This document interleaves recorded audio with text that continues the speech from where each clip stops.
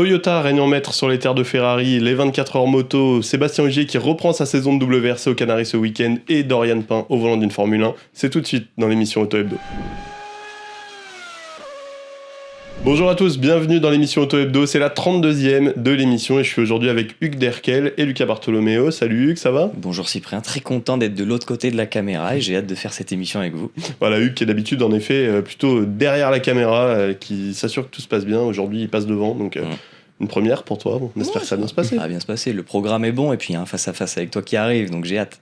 Voilà, encore un qui va en découdre avec moi, j'adore ça. Bon Lucas, toi on va pas en découdre, mais t'as des choses à nous raconter, ça va ? J'ai pas mal de choses à vous raconter, d'ailleurs je suis très content d'être là aussi, un petit peu fatigué, puisque comme tu l'as dit dans le sommaire, 24 heures moto ça implique 24 heures sans dormir, et donc voilà, j'essaye de m'en remettre petit à petit, mais ça n'a pas été facile. Bon, ça se voit pas, t'as pris des couleurs au Mans, donc c'est le plus important.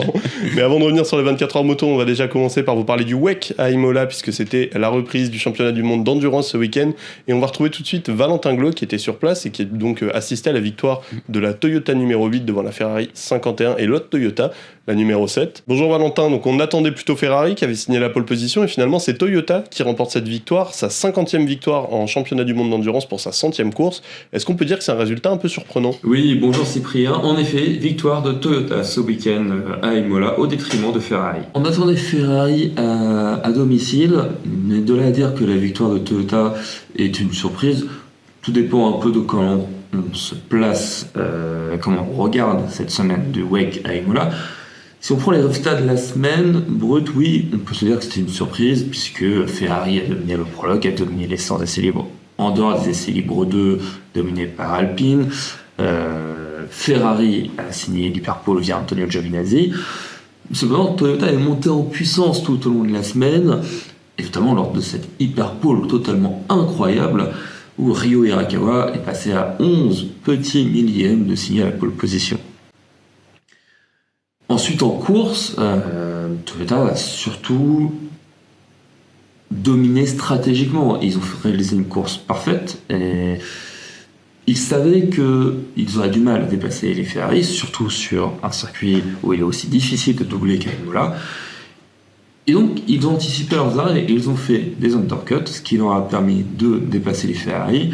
Et ils ont été aussi suffisamment pragmatiques pour utiliser les spécificités du circuit d'Imola à leur avantage, puisque à un moment donné, ils ont profité d'un arrêt de la Ferrari numéro 51 pour intercaler la Toyota numéro 7 et un changement de passé pneu en faisant un triple relais avec Kami Kobayashi, ce qui a permis aux Japonais de défendre sur la Ferrari et du coup de servir de bouclier pour la Toyota numéro 8.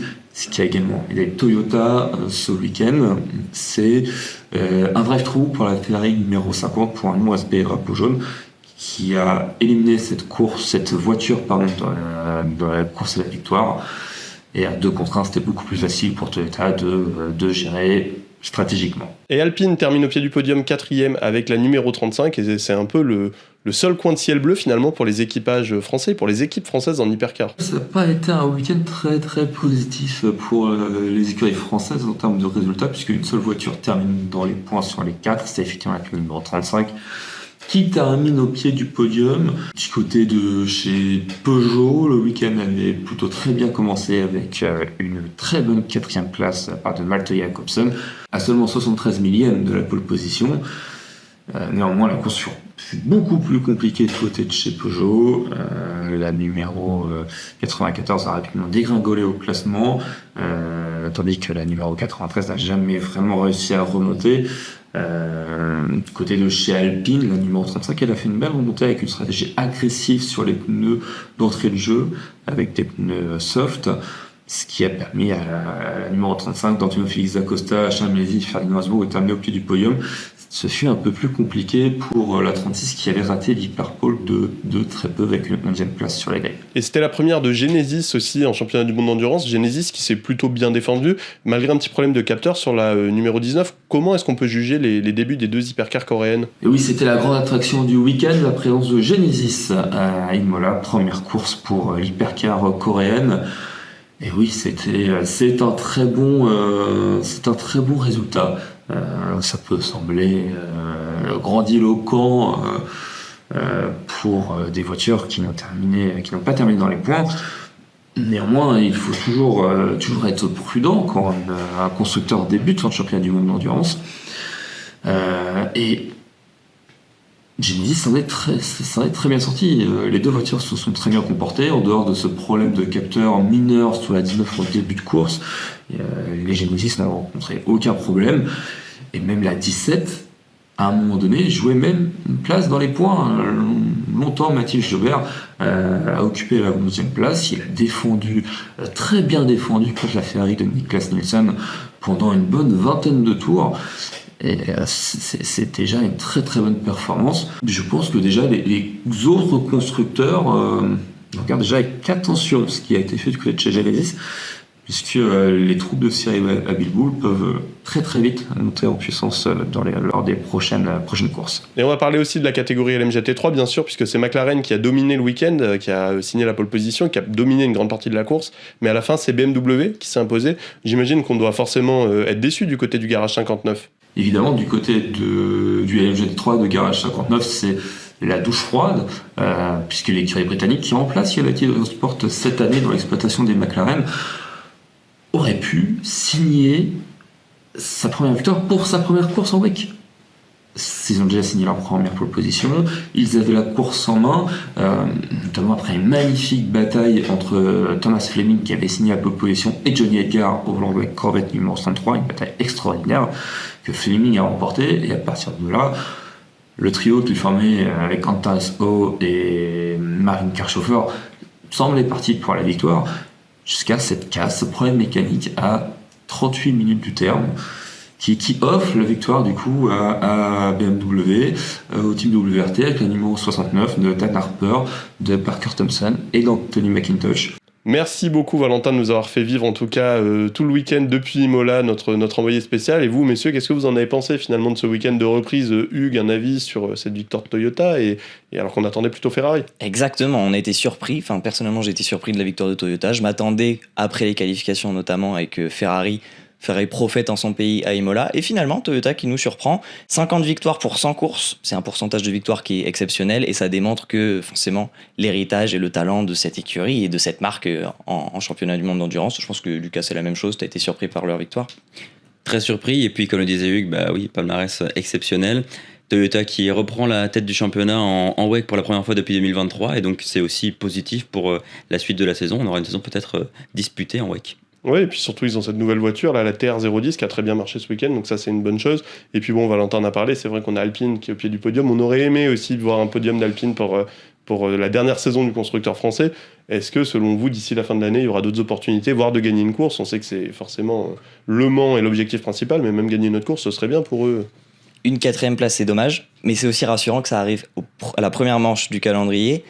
Après, il y a aussi, petit point noir, je dirais, de ce début de saison, le fait que la BOP devienne invisibilisée, on va dire. On ne peut pas forcément juger les débuts de cette Alpine, on ne sait pas ce que ça va donner sur les prochaines courses, mais restons sur les faits, une 4e place, c'est très bien, et on a hâte de voir ce que ça va donner cette année. Et puis côté français, il y avait évidemment pas que le WEC ce week-end, puisqu'il y avait une grosse annonce qui est tombée, quelque chose qu'on attendait déjà depuis quelques mois. C'était le premier roulage de Dorian Pain dans une Formule 1. Dorian Pain qui a roulé vendredi dernier sur le circuit de Silverstone, sur le circuit national de Silverstone, pas le circuit Grand Prix, au volant de la Mercedes W12 e-Performance. Alors comme ça vous parle, pardon, peut-être pas, mais c'est la Mercedes qui a été championne du monde des constructeurs en 2021, aux mains de Lewis Hamilton et Valtteri Bottas. Un premier roulage, du coup, très attendu pour Dorian Pain. On savait qu'elle allait le faire, on savait pas quand.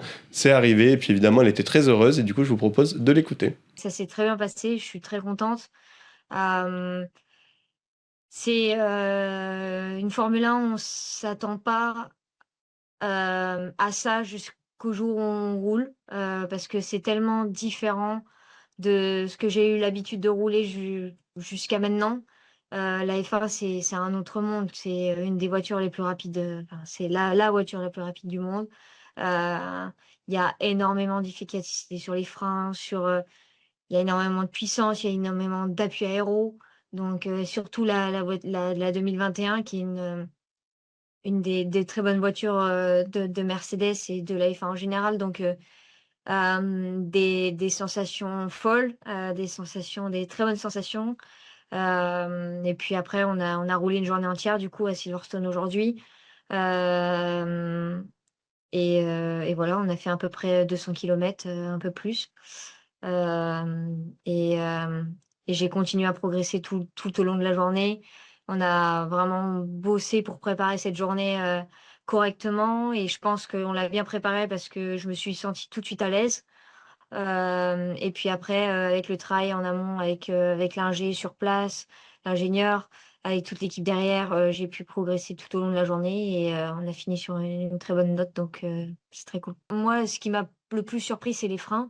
Dès que tu touches la pédale ou même que tu relâches l'axel, tu as un frein moteur énorme, et les freins en général sont hyper puissants. Donc la voiture, elle s'arrête net, c'est super efficace.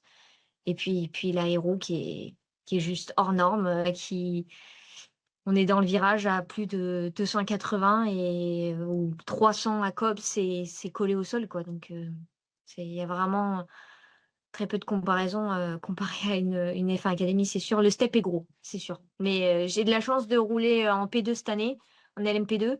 Donc la transition a été un peu moins folle que si je passais de F4 à F1 direct. Parce que la P2, c'est une bonne voiture aussi avec, pas mal d'aéro, pas autant que la Formule 1. Mais on atteint aussi des top speed, assez hautes. Donc voilà. Je suis contente d'avoir pu rouler un peu en P2 avant de monter dans une Formule 1, c'est sûr. Physiquement, j'étais bien et j'ai pas eu de choses limitantes dans la journée. Je me suis bien préparée pour ça. Je pense que, tout le monde s'attend à que, justement, bah, je pense qu'une femme, voilà, tout le monde dit: heu, on peut pas, accepter les mêmes G ou pas accepter les mêmes choses parce qu'on est plus petit, on est une femme, c'est un corps différent. Mais au final, tout ça avec la préparation, c'est pas vrai parce que tu t'y prépares, tu es un athlète de haut niveau, peu importe femme ou homme, ça c'est 2 préparations physiques différentes, c'est sûr, parce que le corps humain fonctionne différemment. Mais on peut, constater que physiquement, bah, il y a pas de problème, et qu'aujourd'hui, j'ai fait 200 kilomètres, sans aucun problème, donc je suis très contente. La journée s'est bien passée, donc pour moi, c'était vraiment quelque chose d'important parce que je voulais montrer que, j'ai une chance et je peux performer dans une Formule 1, peu importe le genre et peu importe la carrière que tu as, quand tu travailles et quand tu te prépares et quand, et quand tu donnes tout et quand tu veux vraiment bien faire les choses, tu peux faire des bonnes choses et réaliser, ce genre de performance, pour une première en Formule 1, c'est important pour ma carrière et pour la suite. Donc voilà, c'est positif et je suis très contente que tout ça soit bien passé, durant la journée. Est-ce qu'il va y avoir un autre? J'espère. Pour l'instant, c'est pas encore discuté, mais dans le sport auto, faut prendre les opportunités qui s'offrent à toi, et puis il faut toujours prouver. Et quand tu prouves, bah, tu as sûrement une autre chance qui vient après, et je pense que si ça s'est bien passé, j'espère avoir une autre chance, pour pouvoir, continuer à progresser et rouler une nouvelle fois dans une Formule 1. Il y aura plus, enfin, ça sera plus nouveau. J'aurai déjà roulé 200 kilomètres, donc je suis sûre qu'on peut construire quelque chose de bien, dans l'avenir avec une Formule 1 et avec moi. Donc voilà, j'espère avoir une autre opportunité, dans le futur. Voilà, Dorian Pain, très heureuse. On est évidemment très heureux pour elle, messieurs. Lucas, un petit mot sur Dorian Pain. On attendait ce roulage. On sait que son objectif à elle, c'est la Formule 1. Est-ce que pour toi, c'est une première étape ou ça reste un roulage qui, pour le moment, ne préfigure pas forcément de l'avenir? Je pense que c'est un roulage qui ne préfigure pas forcément de l'avenir et que le chemin de Dorian Pain vers la F1 est encore assez long. Mais bon, on est toujours content de voir un de nos représentants tricolores en Formule 1, qui plus est une femme. Donc ça fait plaisir de voir Dorian Pain rouler en Formule 1 ce week-end. Alors j'adore parce que Lucas, vous le savez peut-être ou vous l'entendez peut-être, Lucas est belge, mais il est presque un peu français maintenant qu'il travaille pour nous. Donc Voilà. En effet, il défend les pilotes français et c'est tout à ton honneur. Hugues, un petit mot sur Dorian. Moi, j'aurais tendance à rejoindre Lucas sur le fait que c'est pas ce test qui va lui donner un baquet en Formule 1, mais pour la cause des femmes dans le monde du sport automobile, c'est toujours une goutte de plus dans l'océan qu'il faut remplir. Ce sera toujours plus de visibilité pour les femmes, un exemple de plus pour les jeunes femmes qui sont en sport auto. Donc ça peut être que bénéfique et cocorico en plus pour une Française. Il y a aussi le travail de pilote de développement, parce qu'en autre que pilote féminine pour Mercedes, c'est le pilote de développement, donc elle gagne un bagage technique qu'elle pourra ensuite réutiliser, que ce soit, elle en parlait en LMP2 ou dans son travail avec Mercedes. On continue de suivre Dorian et pour moi c'est une étape de plus. On espérera qu'il y en aura plus d'autres tests et peut-être des FP1 ou plus de séances officielles, on verra bien. Oui, en tout cas on lui souhaite. Puis on sait que Dorian aussi, son objectif avant la F1 déjà c'est de passer via l'endurance, de rejoindre la catégorie hypercar. C'est sûr que tu parlais en effet de ce bagage technique qu'elle va avoir maintenant. En effet, tous les systèmes hybrides, etc., cette F1 électrifiée, ça va lui permettre aussi d'apprendre ça. Et puis là, elle a eu l'occasion de comparer forcément une F1 ancienne version, une F1 de 2021, et celle de 2026 qu'elle pilote au simulateur très régulièrement. Donc je pense qu'en effet, c'est très positif pour elle et ça va lui apporter un gros bagage technique. Mais enfin bon, maintenant qu'on a parlé des 4 roues, on va passer aux 2 roues, Lucas. Voilà, on en retire 2.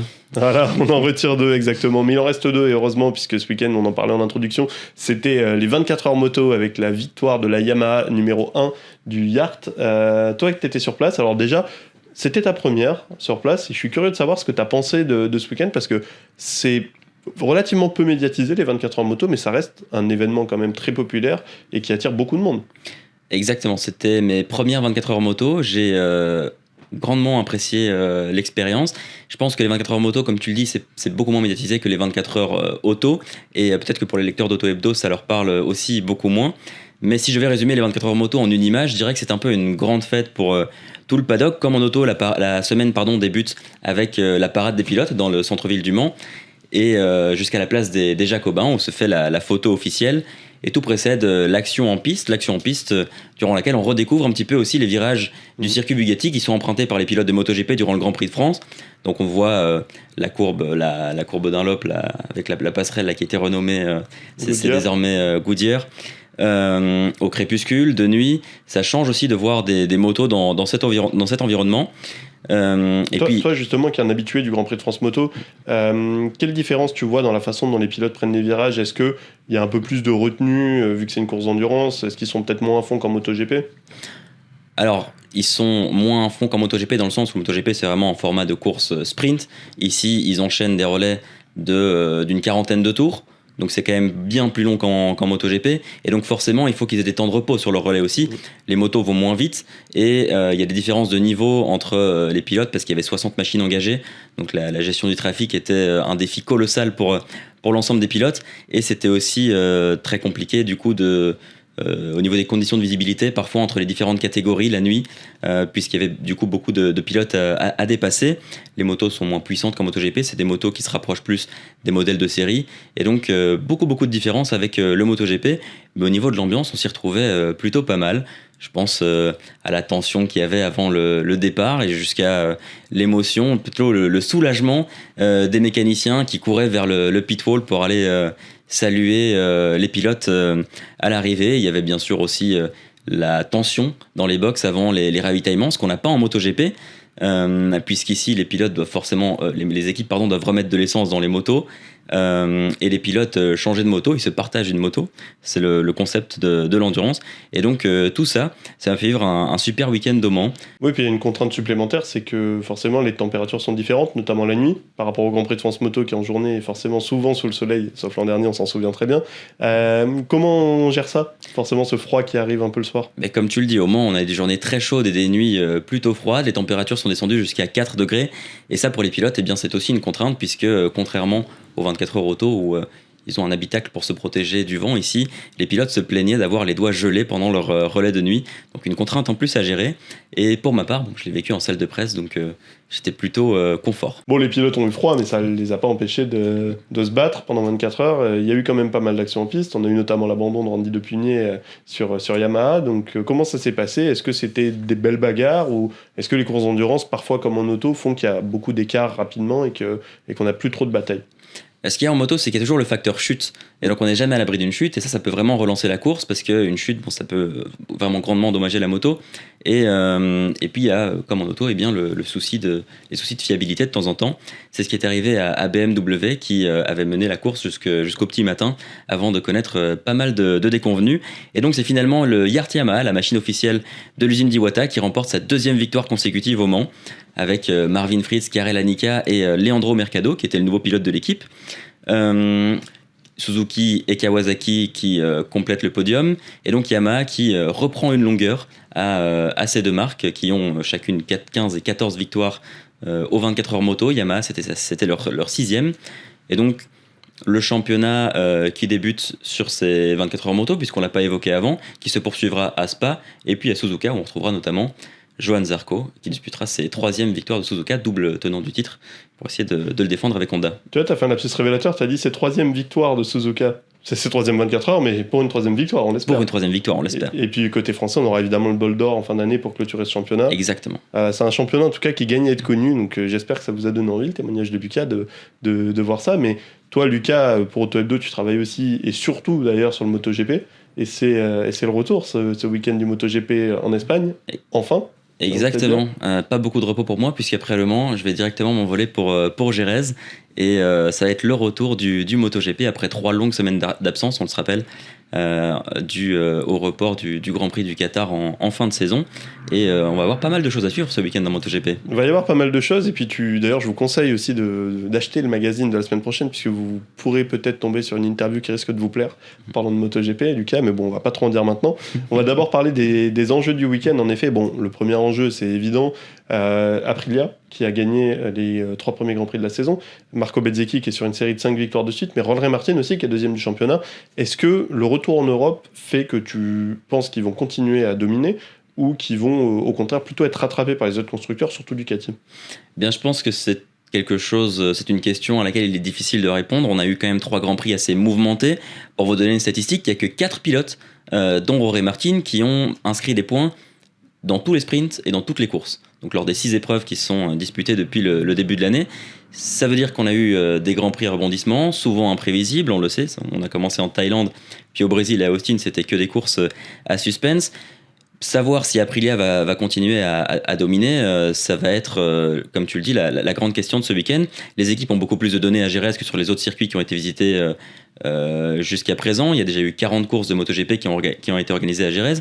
Et historiquement, le circuit convient plus à Ducati qu'à Aprilia, qui ne s'est jamais imposé lors du Grand Prix d'Espagne. Donc on va surveiller tout ça avec attention. Est-ce que tu les vois, toi, Hugues, capables de gagner pour la première fois du coup à Jerez? Moi, j'y crois. Alors, je pense que le résumé de Lucas est parfait, statistiquement parlant, c'est nickel. Je pense que ça va être intéressant de voir quel va être l'effet de cette pause sur les pilotes en termes de laboratoire pour ce qu'on va voir dans les autres championnats qui ont été aussi interrompus par la situation actuelle. On va voir, est-ce que les pilotes ont profité de cette pause pour plus se reposer, plus travailler physiquement, travailler mentalement? Est-ce que les écuries ont aussi pu travailler à partir des données qu'elles ont recueillies sur les 3 premiers Grands Prix, ou alors travailler à partir des données qu'elles ont des autres années? Et moi, j'y crois, de ce vrai début de saison, ce lancement de saison avec la saison européenne. Moi, j'y crois à un retour de Ducati. Je pense que le circuit a profité à Bagnaia, à Marquez sur les saisons dernières. Et je le vois bien, le petit Marquez revenir bien à domicile. Exactement, réconforté, revigoré après cette pause, et aller chercher Bezzecchi ou Martin, ça me paraît bien. Je me permets de rebondir directement sur ce que Hugues a dit. Il parlait de laboratoire. Et en parlant de laboratoire, il va y avoir le premier test officiel de la saison qui va permettre aux équipes justement de tester différentes pièces pour la suite du championnat. Et donc je pense qu'elles ne vont pas arriver les mains vides à Jerez. Ça va être aussi intéressant à suivre. Ce sera le lundi qui suit l'événement. Non, donc en effet, c'est intéressant ce que vous dites tous les deux parce que ça se rejoint en même temps et ça s'oppose aussi. C'est-à-dire que je pense que Hugues, tu as raison sur le fait que les équipes auront bossé pendant 3 semaines, en effet. Mais ce que tu disais, Lucas, tout à l'heure, c'était très intéressant, c'est qu'elles ont bossé sur des données qu'elles ont eues sur 3 Grands Prix relativement peu représentatifs, dont le Brésil où elles n'avaient jamais roulé. Donc forcément, je pense que ça va être un peu dur à analyser pour elles et que ce test collectif va avoir une vraie importance, et le Grand Prix, tout le week-end en tant que tel, va avoir une vraie importance. Alors, moi, je suis un peu entre vous deux, c'est-à-dire que je pense pas forcément qu'Aprilia va autant dominer, mais je pense pas non plus que Ducati va revenir tout de suite. Par contre, je pense que ça va poser les jalons d'un potentiel retour. Mais bon, c'est l'occasion d'en parler. Ducati, Marc Marquez, vous l'avez déjà un peu évoqué. Vous le voyez comment ce week-end? Parce que Marc Marquez, c'est un peu la déception de ce début de saison. On sait qu'il est pas 100% physiquement. Bon, ça reste pas quand même du grand Marc Marquez cette année, je trouve. Le Hugues, pour commencer, peut-être sur le sujet. Moi, je crois à la théorie du prophète en son pays. Je pense que même s'il a cet état d'esprit il est plus proche de la fin de sa carrière que du début, le fait d'être devant son public, ça va vraiment le booster, et je pense que ça va ajouter ce petit plus même si Aprilia et Ducati sont à égalité, on va dire, ou en tout cas très proches, ça va lui permettre de dépasser et de briser les barrières pour aller gagner. Lucas, je rends à César ce qui appartient à César. En préparant cette émission, tu m'as donné une statistique qui est assez éloquente, je trouve. C'est que Ducati est sur sa plus longue série de disettes, sans victoire, depuis une série qui était à cheval sur 2020-2021. À l'époque, ils n'avaient pas gagné pendant 8 courses de suite. Là, ils en sont à 6. Est-ce que tu les vois y mettre fin à cette série dès ce week-end ? Je me permets de corriger la statistique, ils en sont à 5, mais ils pourraient du coup manquer la victoire pour la 6e fois. Ce serait la plus longue série sans victoire de Ducati depuis, comme tu le dis, une série qui s'était étendue entre 2020 et 2021 et qui s'était achevée justement à Jerez avec la victoire de Jack Miller sur la Pramac Ducati. Il y a des signes quand même là. Il y a des signes. On se rappelle que Marquez l'an dernier, Jerez lui avait pas forcément souri, il avait chuté. C'est justement son frère cadet Alex qui avait remporté sa première victoire en MotoGP. Alors bien sûr, Ducati pourra mettre fin à cette disette de victoires. On a parlé des deux frères Marquez, mais aussi Fabio Di Giannantonio qui a signé les 2 dernières pôles en date et qui va être l'un des hommes à surveiller ce week-end sur la VR46, qui est très en forme en début de saison avec la GP26. Donc Ducati a évidemment les armes pour contester la victoire à Aprilia. On aura la réponse dans quelques jours. Ah bon, on a hâte en tout cas, mais tu parlais de ces 2 pole positions de Fabio Di Giannantonio. Il y a un autre Fabio qui est amateur de pole position, c'est Fabio Quartararo, 5 poles à Jerez, dont une l'an dernier. Ça faisait d'ailleurs partie des 5 poles qu'il avait signé l'an dernier, dont une au Mans, on s'en souvient. Il y a peu de chances de le voir à nouveau faire une 6e pole à Jerez cette année, je pense. Hugues, comment tu vois ce week-end pour Quartararo? Est-ce que tu attends quelque chose de lui ou est-ce que tu t'attends plutôt au contraire à le voir comme en début de saison en galère? Et ton hochement de tête me rassure pas. Ouais, alors j'ai été optimiste sur Marquez. Là, j'y crois moyen. Je pense que justement la situation vis-à-vis d'Yamaha et les rumeurs de départ ne vont pas aider. Et je pense pas qu'il soit dans un très bon état d'esprit et donc je pense pas que ça va beaucoup aider, même s'il y a eu cette pause, même si ça lui permet peut-être de se remettre les idées en place avant le début de cette saison européenne. Non, je vois pas forcément un bon retour de Quartararo cette saison. Lucas, à ton avis, en tant que grand défenseur des pilotes français? Non, mais je trouve que tu as bien fait de rappeler les 5 pôles de Quartararo à Jerez. Après, Fabio Quartararo et Jerez, c'est un peu je t'aime moi non plus, parce qu'autant il a signé 5 pôles position, comme tu l'as très bien rappelé, autant en 2024, il y signait son pire résultat en qualification. Et puis Fabio Quartararo à Jerez, ça a souvent bien marché avec Yamaha, parce que Jerez, c'est un circuit où les lignes droites ne sont pas très longues. La plus longue doit faire 600 mètres. Et on sait qu'il y a un vrai déficit de vitesse de pointe dans les lignes droites par rapport aux autres moteurs. Exactement, et donc elle comblait avec son avantage en courbe. Il n'y a pas beaucoup de changements de direction à Jerez, c'est un circuit quand même qui est assez court. Et donc on l'a vu au Brésil, ça a profité à Fabio Quartararo qui s'était qualifié en 4e position. Néanmoins, le turning, donc la manière de faire piloter la moto dans le virage, la manière de la faire rentrer dans le virage, c'est le gros point faible de la Yamaha V4. Et donc on ne sait jamais à quoi s'attendre. Au Brésil, ça avait bien fonctionné dans des conditions qui avaient été favorables à Quartararo parce que effectivement les équipes n'avaient pas beaucoup de données sur ce circuit et les pilotes découvraient encore la piste. Je pense que le pilote pouvait encore beaucoup faire la différence. À Jerez, je ne sais pas s'il parviendra à tirer son épingle du jeu de la même manière. Bon, on espère en tout cas. Toujours, on est forcément un peu chauvin, puis on souhaite aussi de voir Johann Zarco briller. Sur Honda, c'est pas non plus très facile pour lui depuis le début de l'année. Très rapidement, messieurs, en 2 mots, qu'est-ce que vous attendez de Johann Zarco? Est-ce que vous pensez qu'un top 10 est jouable? Plus, moins? Hugues, pour commencer? Encore une fois, je suis désolé à mes pilotes français. Je vais pas non plus être très optimiste du côté de Johann Zarco, donc ce sera pour moi aucun top 10 de la part de nos 2 Français. Lucas? On sait que Johan, il se cherche toujours avec cette Honda, il essaye d'en comprendre toutes les spécificités avec patience, et donc je pense qu'il faudra encore faire preuve de patience à Jerez, puisque le Grand Prix des États-Unis n'a pas montré de réel déclic de sa part. Bon, en tout cas, on va parler maintenant d'un pilote français qu'on espère voir briller un peu plus, qui a brillé au cours des derniers mois. C'est Sébastien Ogier, qui fait son retour en WRC au Rallye des Canaries ce week-end pour la 5e manche du championnat. Il a participé au Rallye de Monte-Carlo en début d'année, puis au Rallye du Kenya. Le voilà de retour sur les routes espagnoles, là où Calero Vanpera, si vous vous en souvenez, l'an dernier, avait écrasé le rallye en gagnant 15 spéciales sur 18. On vous a concocté notre question hebdo de la semaine sur le sujet, puisque tout simplement, on va vous demander si... avec 55 points de retard, vous croyez encore au 10e titre de Sébastien Ogier en fin de saison? 55 points de retard, c'est beaucoup. C'est le retard qu'il a sur Takamoto Katsuta, qui est leader après sa 2e victoire consécutive la semaine passée. Et c'est aujourd'hui le débat qui va nous opposer, Hugues. Donc on rappelle les règles, 1 minute chacun pour donner notre avis sur la question. Et vous pouvez évidemment donner votre avis sur autohebdo.fr, sur nos réseaux sociaux et puis dans les commentaires de la vidéo, bien sûr. On attend de voir ce que vous en pensez parce que forcément, en tant que Français, on aimerait le voir gagner. Est-ce qu'il en est capable ? Hugues, je te laisse donner ton point de vue et puis tu as 1 minute pour répondre. C'est parti. Et oui, pour moi, Cyprien Sébastien Ogier va aller chercher son 10e titre cette année. Je vais éliminer tout de suite l'argument du talent et de la motivation. Pour moi, il l'a, le talent il l'a, la motivation il l'a. On l'a vu l'année dernière, alors qu'il avait un programme intermittent. Il est allé rajouter des manches pour aller chercher ce 9e titre et égaler Sébastien Loeb. La motivation, elle est d'autant plus historique cette saison, puisqu'il pourrait aller chercher un 10e titre et devenir le pilote le plus titré de l'histoire du championnat du monde des rallyes. Le seul petit bémol, ce serait le programme. On en a parlé. Il a dit qu'il en avait 10 de prévus et qu'il ne voulait pas, il l'avait fait l'année dernière au Japon, avoir un rallye une semaine où il pourrait être en vacances avec son fils. Il en a 10 de prévus. Il en a fait 11 en 2025 pour aller chercher son titre. Il faudrait qu'il en ajoute 2 si vraiment il faisait plus que son programme pour aller chercher ce 10e titre. Pour moi, il va le faire. Le défi, tu le parlais, 55 points. Pour moi, ça me paraît forcément surmontable, sachant qu'en face, la concurrence, c'est Rovanperä qui n'est plus là, Solberg qui n'est pas assez mûr selon moi, sinon Katsuta, Evans ou Paillari. Top, voilà. Bon, t'as été pile dans les temps. Bon, bah à moi de te répondre, puisque moi je pense que malheureusement Sébastien Ogier ne sera pas champion du monde en fin d'année. Alors j'espère très honnêtement me tromper, mais pour moi le retard qu'il a accusé pour le moment est trop important, il a 55 points de retard. Alors il y a un argument qui pourrait faire pencher la balance dans l'autre sens, c'est que l'an dernier après 4 manches il avait aussi une 50aine de points de retard sur Elfyn Evans et qu'il est remonté. Sauf que moi ce qui m'inquiète un peu plus c'est ses résultats du début de saison. Je l'ai trouvé un peu moins tranchant que l'an dernier, c'est-à-dire que l'an dernier, quand il venait sur des rallyes, il gagnait, il terminait 2e ou 3e, mais il était globalement toujours sur le podium. Ça lui a permis de remonter quand Evans, à l'inverse, perdait des points en faisant des erreurs ou en subissant des crevaisons ou autres, comme Sébastien Ogier a pu subir aussi en ce début d'année. Moi, ce qui m'inquiète, c'est que j'ai l'impression que le momentum a changé de côté.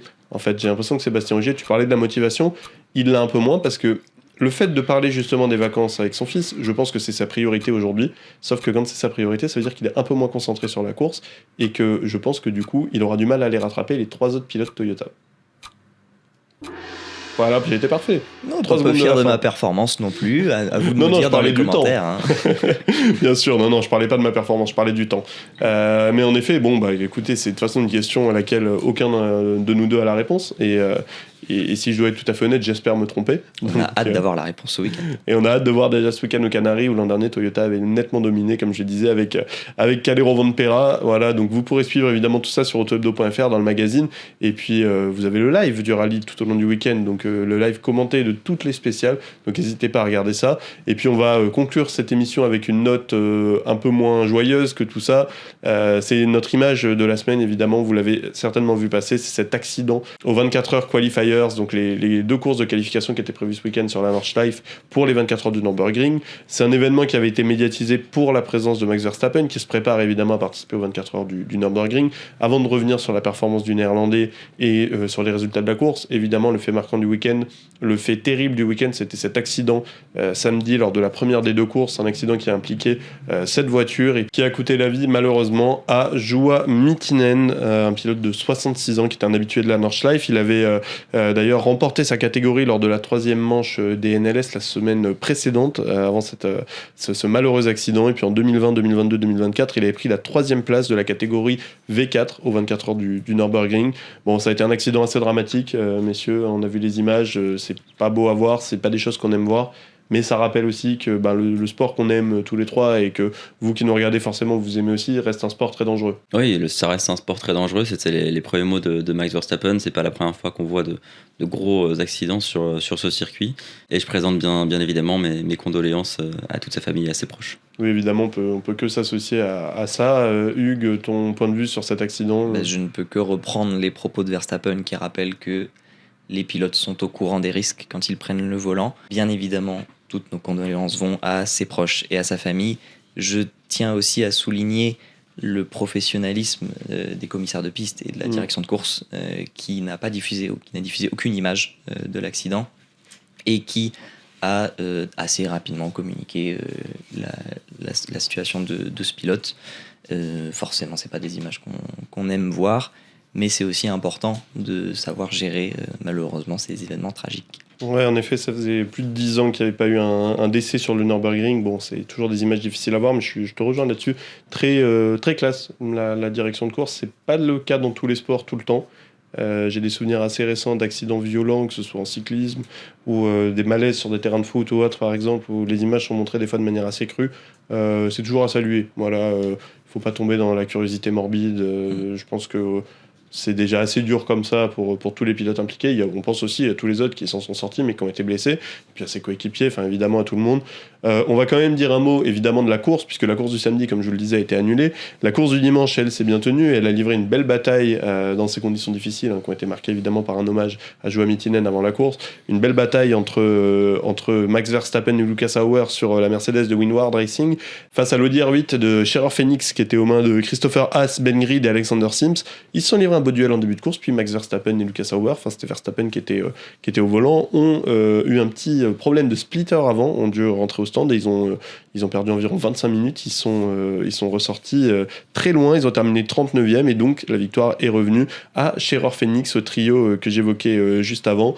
Donc ça promet des belles batailles, en tout cas pour les 24 heures du Nürburgring. Voilà, on va se redonner un peu d'allant. On va espérer que ce sera beau. On a hâte de voir ça. On a hâte de voir Max Verstappen aux 24 heures du Nürburgring face aux vrais spécialistes du GT, qui montrent d'ailleurs à quel point ce sont des très très bons pilotes. Parce que ça, franchement, je trouve que c'est des pilotes qu'on met peu en avant parce qu'on est forcément concentré sur les championnats du monde. Mais quand on voit les passes d'armes et quand on voit que pour Verstappen, tout n'est pas toujours facile, on se dit qu'il y a quand même des sacrés talents. Donc vous pourrez évidemment suivre ça mi-mai, le week-end du 17-18 mai sur Auto Hebdo. On vous le fera vivre évidemment. Puis normalement, avec Hugues, on sera aussi sur place pour vous faire vivre tout ça. Merci beaucoup, messieurs, d'avoir Merci été avec moi. Et puis, on a hâte de voir ce week-end. Lucas, on a hâte que tu nous fasses vivre le MotoGP de Pigérez. Eh bien oui, merci beaucoup. Et moi, pour ma part, j'ai hâte d'aller travailler un petit peu, mais surtout manger des paellas et boire de la sangria. C'est bien, vous voyez, on n'est pas du tout dans le cliché. Lucas sort des frites et de la bière. Il fait ça. Bon, pas la paella et la sangria. Bon, Hugues, toi, ce week-end, pas de paella, pas de sangria, en tout cas pas en Espagne, mais merci en tout cas d'avoir été là, et puis on te revoit On se bientôt. retrouve de l'autre côté de la caméra la semaine prochaine pour la prochaine émission. Alors, on va aussi se retrouver, puisque là, vous le voyez, on fait des séries d'entretiens avec des pilotes et des personnalités du sport auto qui viennent. Vous retrouverez Hugues très prochainement, puisqu'on reçoit une personnalité cette semaine qui a fait l'actualité récemment. On vous en dit pas plus, vous verrez ça. À vous de deviner en commentaire. Vous pouvez deviner en commentaire. Un indice, cette personnalité est française. Voilà, je n'en dirai pas plus. Et elle fait du sport automobile.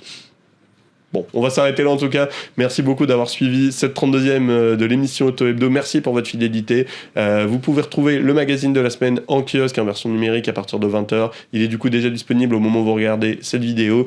N'hésitez pas à nous dire ce que vous avez pensé de toutes les thématiques évoquées en commentaire. Évidemment, on est toujours très curieux de lire votre avis. Et puis on vous dit à très très bientôt pour une nouvelle émission. Salut!